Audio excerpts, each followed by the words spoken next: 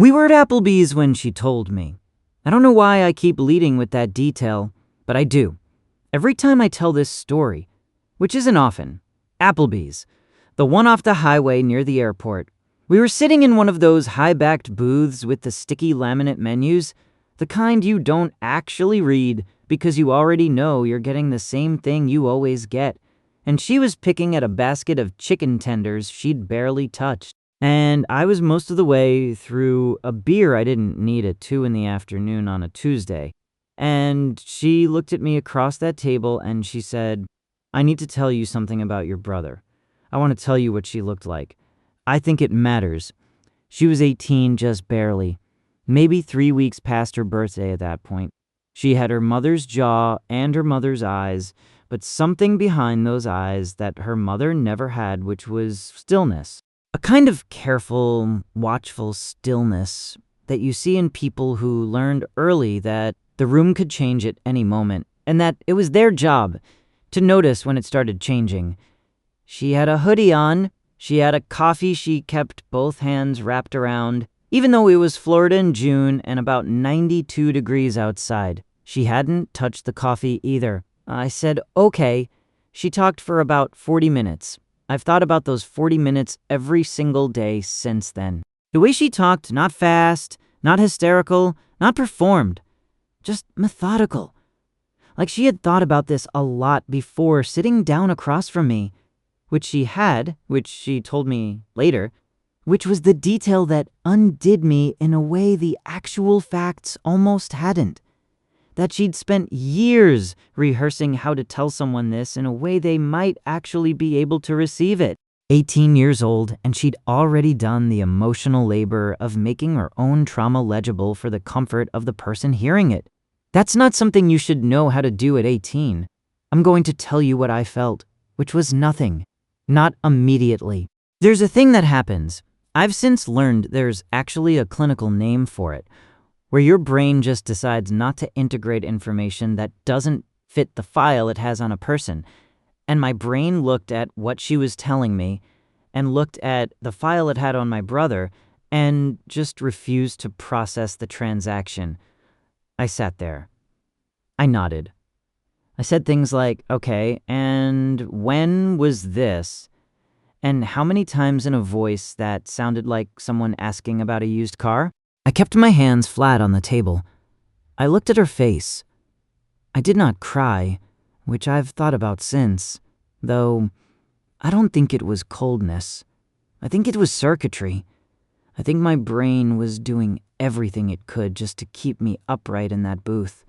She told me about the talk he'd had with her. A few weeks before she turned 18, he'd sat her down. I keep imagining this. I can't stop imagining this. He'd sat her down and told her he was sorry, that it had been wrong, that he'd been going through things, trauma from his service, and he was telling her because she was about to be an adult, and he wanted her to know that he knew it was wrong and that he was sorry. She told me she sat there through the whole thing and didn't say a word.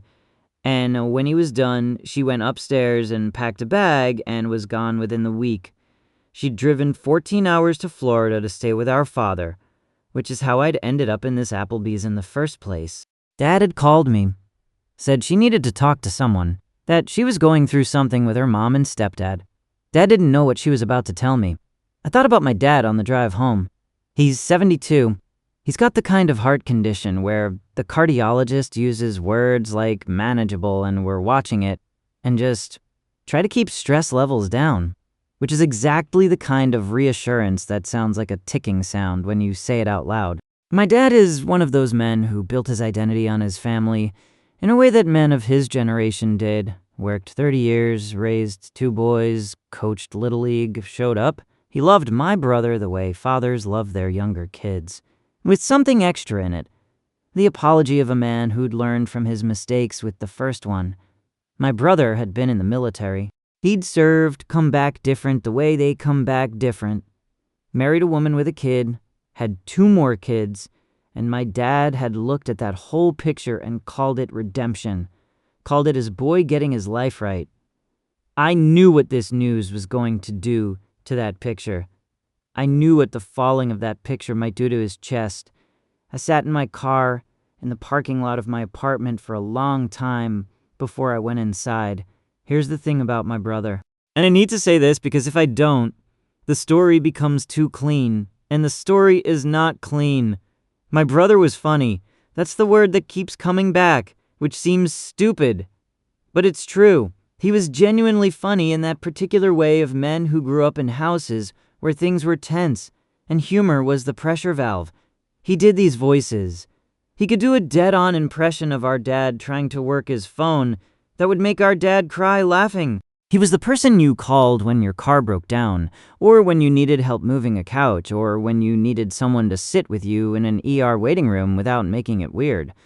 He had a scar above his left eyebrow from a bike accident we'd had together when I was 12 and he was 10, and sometimes I'd look at it and remember the both of us laughing so hard at the time that neither of us could tell the other one how bad it looked. I mention this because I want you to understand what I was dealing with internally, which was not a simple thing. It was never going to be a simple thing. I didn't sleep that night. I lay in bed and stared at the ceiling and did the thing you do where you go back and look for moments you missed, which is a useless exercise, but you do it anyway. Every family gathering, every Christmas. Every time I'd seen him interact with her, from when she was small, from when she was... I did the math. I couldn't stop doing the math 5 years old.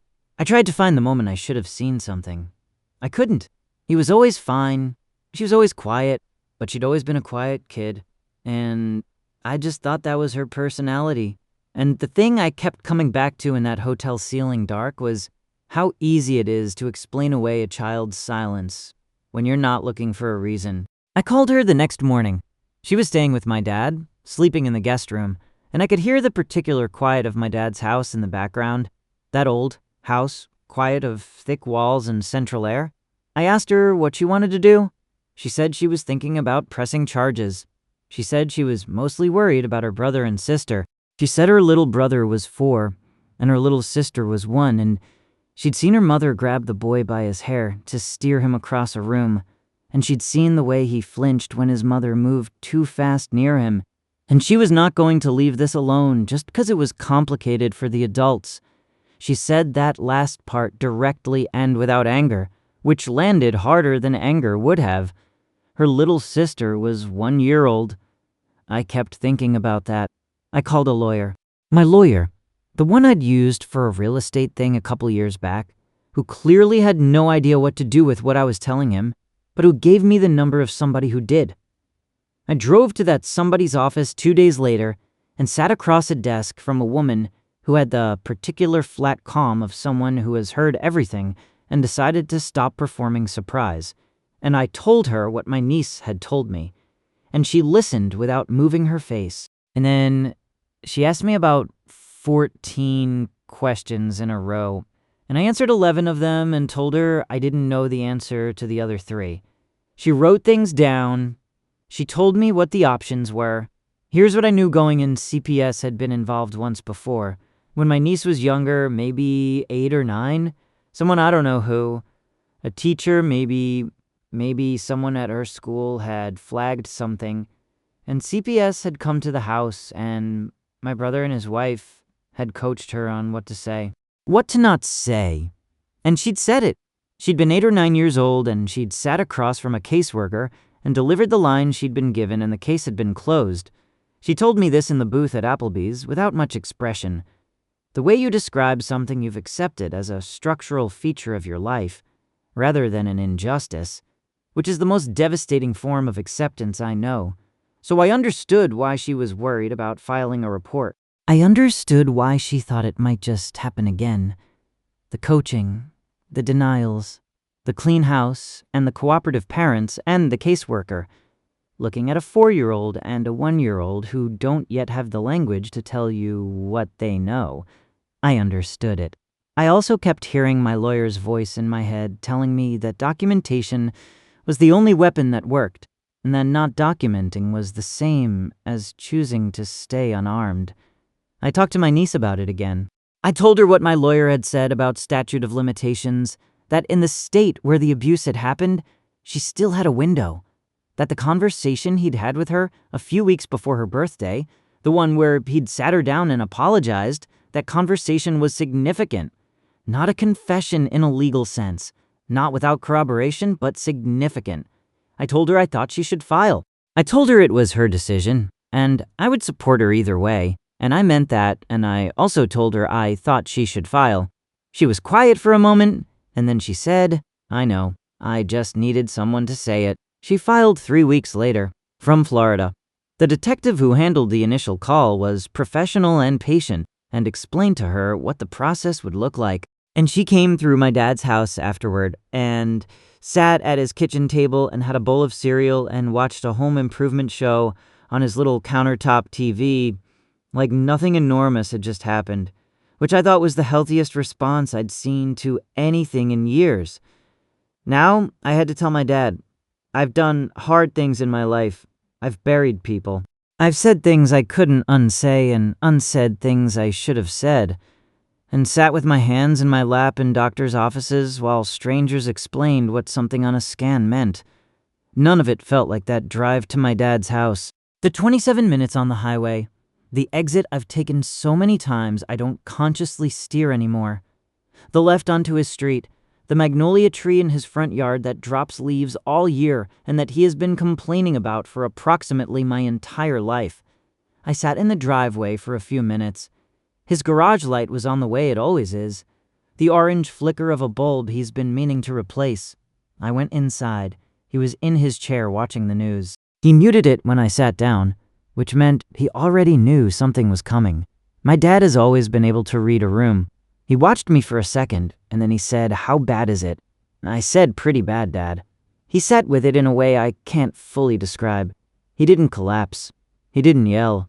He made one sound early on, something low and involuntary that I think was just his body registering damage before his brain caught up. And then he went very still and I talked and he listened. When I was done, he was quiet for a long time.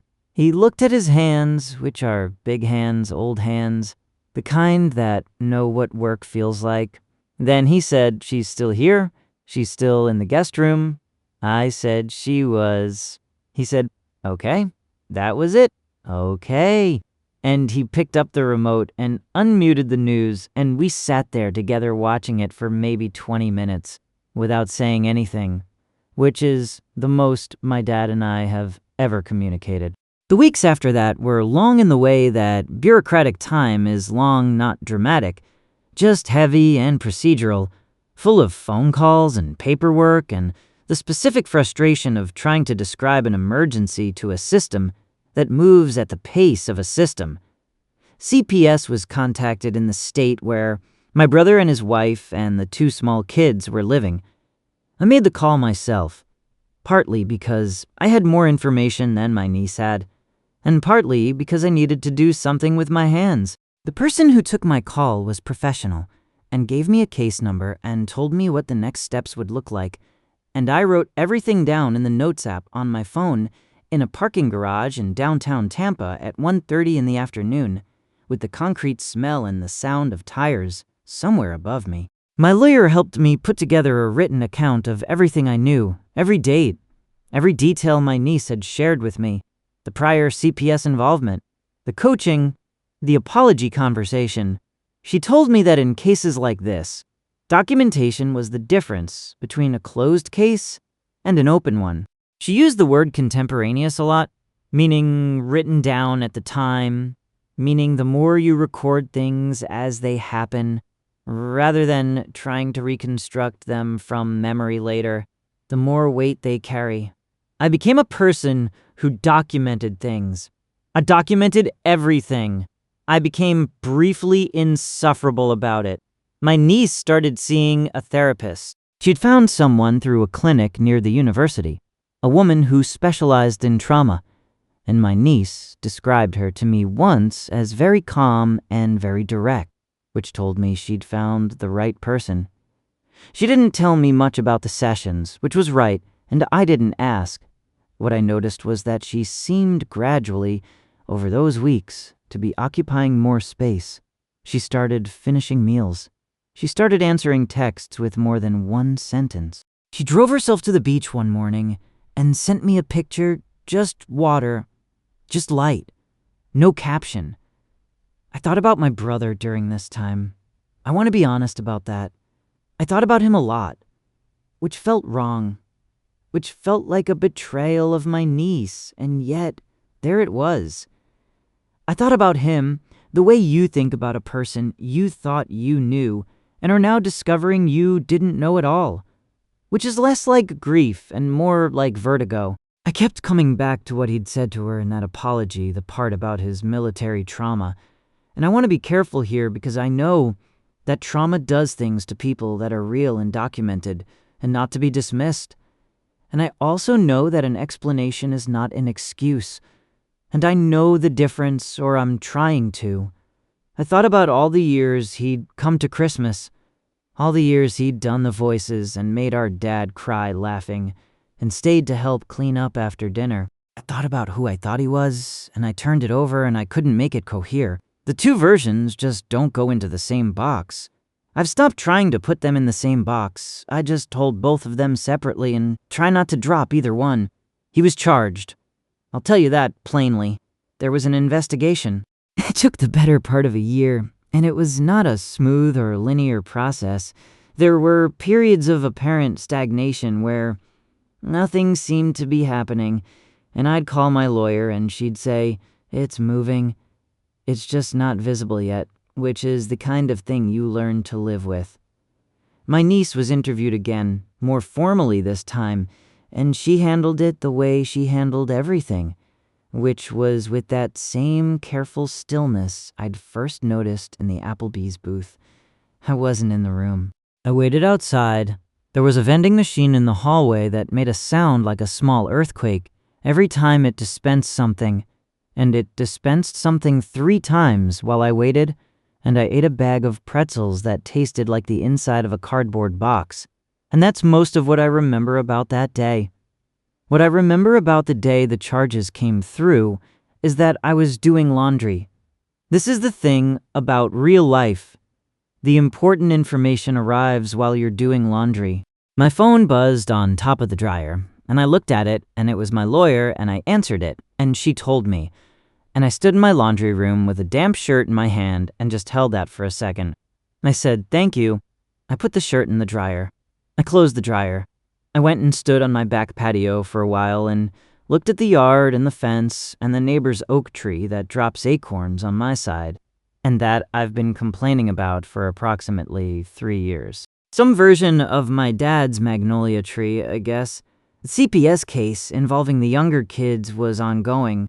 The investigator assigned to it was someone I'd spoken to twice, a man whose voice was completely effectless, and who asked the same questions twice from slightly different angles, which I eventually understood was intentional. The situation with the younger kids was not resolved quickly or cleanly.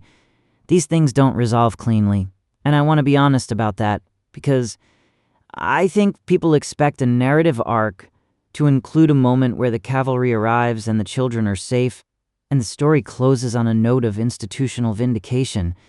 It doesn't always work like that. What happened was slower and less satisfying, and more real visits, interviews, monitoring. The grinding machinery of child welfare trying to determine what was happening inside a house it couldn't see inside. My niece and I talked about it often during this period. She was frustrated in the way that competent people are frustrated by incompetent systems, not hysterically, just precisely, with a specific accounting of the gap between what should happen and what was happening. She had the caseworker's number memorized. She called it, I called it, my dad called it once, which I learned about afterward, which I thought was one of the more impressive things I'd ever heard.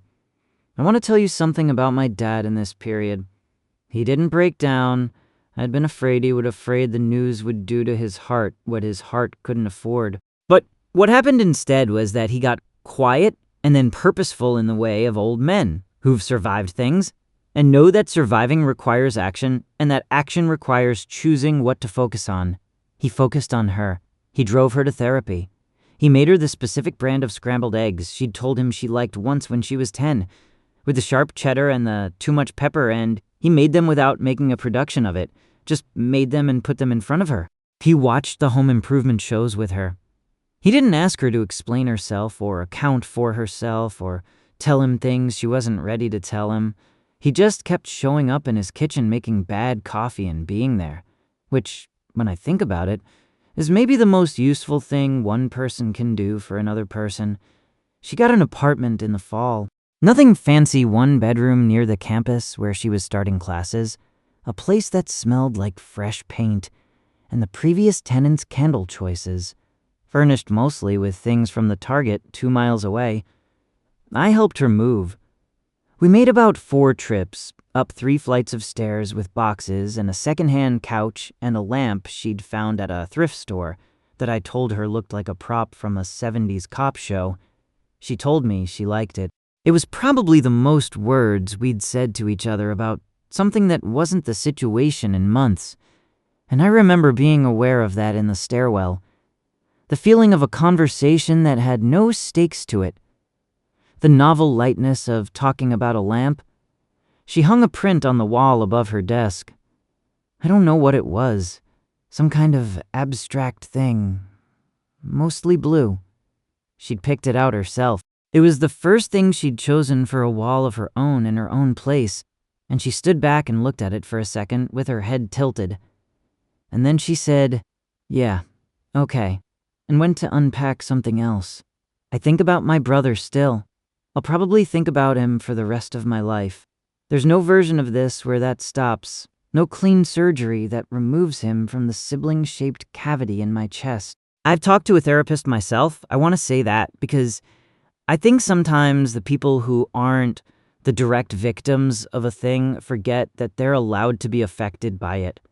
And I forgot that for a while. I was so focused on what my niece needed and what my dad could handle and what the lawyers and caseworkers required of me that I just set myself down somewhere and kind of forgot to pick myself back up. My therapist is a guy about my age, wears the same 3 or 4 shirts in rotation, never seems surprised by anything, which I find either reassuring or slightly unsettling depending on the day. I asked him once, is there a version of this where I stop being angry? And he said, what would you do with the space? Which is the kind of question that I went home and thought about for about 6 days before I understood what he was actually asking. My niece called me in November. She'd gotten a B+ on her first college paper, which was about something in environmental science that I don't have the background to fully understand, but that she explained to me in the parking lot of the grocery store for about 20 minutes while I sat in my car with the engine running and the groceries getting warm. I understood about half of it. She sounded good. She sounded like someone who had recently discovered that the inside of her head was actually interesting, which is one of the better things that can happen to a person. Her little brother and sister, I don't want to get into the specifics of where things landed legally because some of that is still in process, and some of it I'm not at liberty to say, and some of it isn't mine to tell. What I can say is that there are eyes on that situation now that weren't there before. Professional eyes, institutional eyes, which are imperfect instruments, I know that, but they're instruments that exist and are pointed in the right direction, and that's different from where things were a year ago. It's not everything, it's something. My dad still lives in the same house, still has the magnolia tree dropping leaves all year, still complaining about it. He's had 2 good checkups since all of this started, which his cardiologist credits to his new low-sodium diet, and which I credit to the fact that he now has a reason to make scrambled eggs on Sunday mornings. He doesn't talk about my brother. I don't know exactly what he's made of all of it in the private space inside his chest, where fathers keep the stories they can't tell anyone. I don't ask. I think there are things a man has a right to process in private, and I think I've learned, somewhere in this year, to respect that particular privacy. I still think about the Applebee's booth, the chicken tenders she didn't eat, the coffee with both hands around it in the June heat.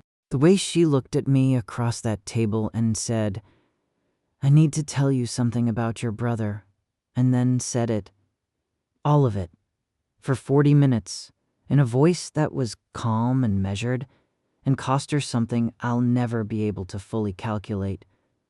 I think about the fact that she chose me. Out of all the adults in her life, with all their limitations and their complications and their inability to hold things cleanly, she drove to Florida and called me and sat across a booth from me and said the thing. I don't know exactly why she chose me. I've thought about it. I think maybe it was just because I was there. And sometimes that's the whole reason. Sometimes you just need one adult to be present enough to be chosen. She's doing well. I mean that in the careful way. The way that doesn't paper over the difficulty she is doing well given. She is doing well inside. She is doing well in the specific sense of a person who is still in the middle of something hard, but who is moving through it with more intention than most people bring to things that are far less hard. She texts me pictures of her homework. She texts me pictures of sunsets from her apartment window. Last week, she texted me a picture of a gecko on her balcony railing with the caption, "He just lives here now," and I laughed in my car for about 90 seconds, which felt like something. I don't know what I'm supposed to tell you the lesson is. I don't know that there is one. Not a clean one. What I know is what happened she told me. I listened. We did the things that needed doing. And then time kept moving the way time does, indifferent to the enormity of what it was moving through. I know my niece is in a one-bedroom apartment with a lamp that looks like a prop from a 70s cop show, studying environmental science, doing her homework, watching the gecko on her balcony. I know my dad is making bad coffee and complaining about the magnolia tree. I know my brother is somewhere in the legal process of being accountable for what he did, which is where he should be, which is not something I let myself feel good or bad about, because I don't think my feelings about it are the point. I know I have her number in my phone and she has mine, and we both know. The other one will pick up. That's most of it. That's most of what there is to say. The rest of it is just the ordinary time, the days without incident, the texts about geckos, the groceries getting warm while someone explains environmental science to you from a parking lot, the slow accumulation of a life that is smaller and quieter and more honest than the one that existed before any of this happened. I sit on my patio sometimes and look at the neighbor's oak tree, and I think about that. The smallness, the honesty, the sound of my dad's voice on the phone on Sundays, asking me what I've been eating, telling me about the magnolia tree, and that's most of it.